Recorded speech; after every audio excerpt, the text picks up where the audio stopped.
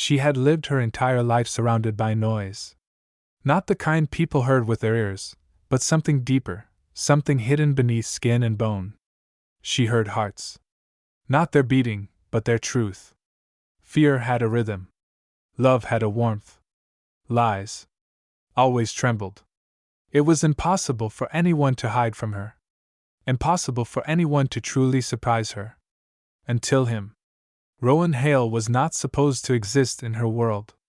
The first time he walked into the bookstore, she thought something inside her had broken. For a brief, terrifying moment, she felt nothing. No whisper of emotion. No echo of truth. Just silence so complete it felt unnatural, like the world itself had paused around him. She had spent years wishing for quiet, dreaming of what it would feel like to be free from the endless noise of other people's hearts. But now that it was here, standing right in front of her, it didn't feel like peace. It felt like a warning. And yet, she couldn't stay away. Day after day, Rowan returned. Always calm. Always watching. Always carrying that same impossible stillness around him. At first, she avoided him, keeping conversations short, pretending he was just another customer passing through. But he didn't behave like anyone else. He didn't pretend. He didn't fill the silence with unnecessary words.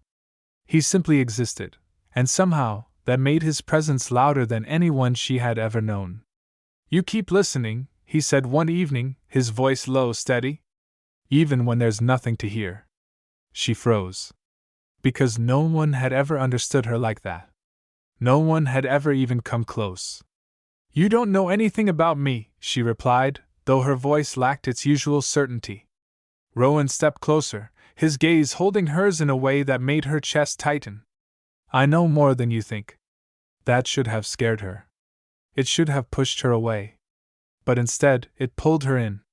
Because for the first time in her life, she was the one who didn't understand. The one who didn't have control.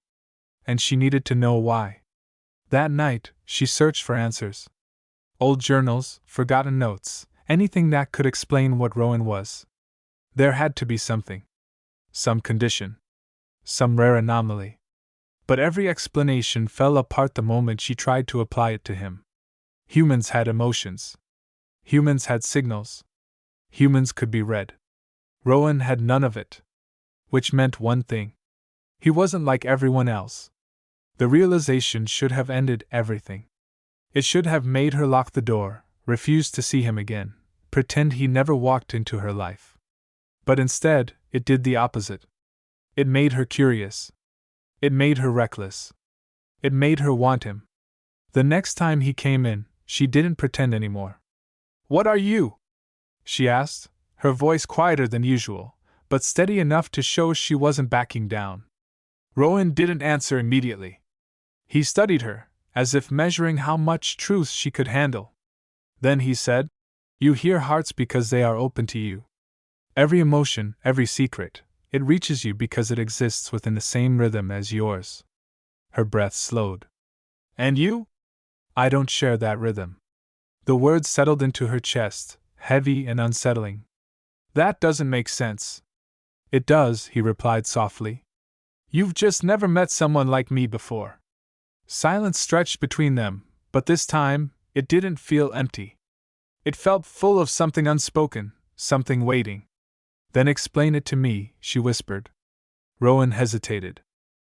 For the first time since she had met him, there was the slightest crack in his composure. Not emotion, not something she could hear, but something she could see.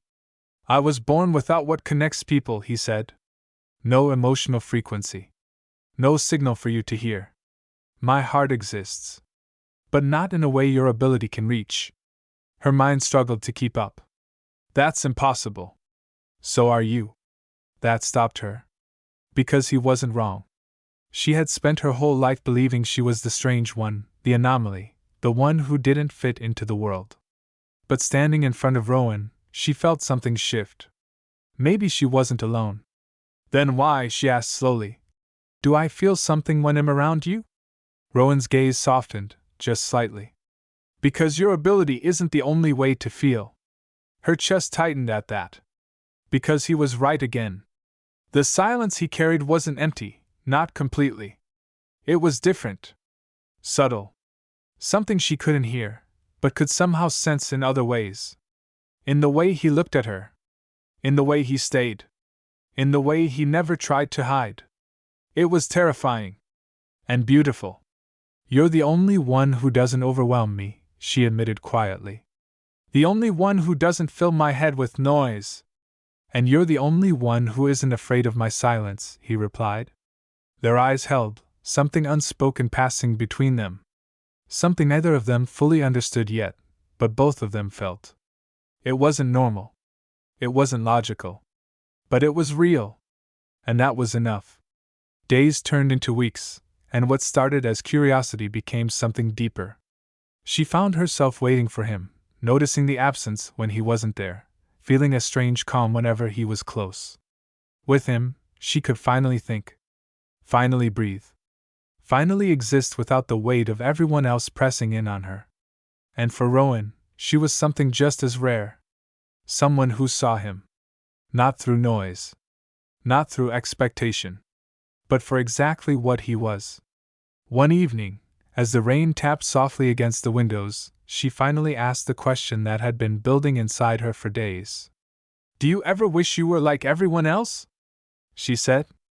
Rowan considered it. "Do you?" She shook her head slowly. "No." "Then why would I?" A small smile touched her lips. Because for the first time, she understood.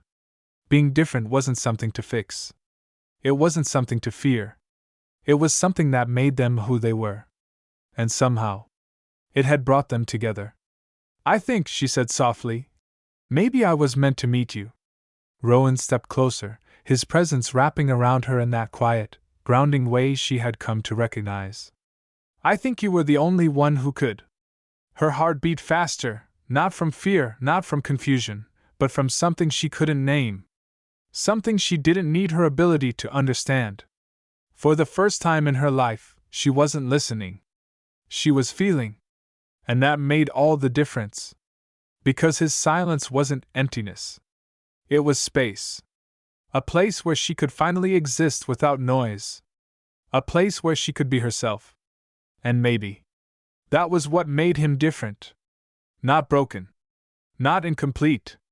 But perfectly out of reach of everything that had ever overwhelmed her. And maybe that was why, out of everyone in the world, he was the only one she could truly love.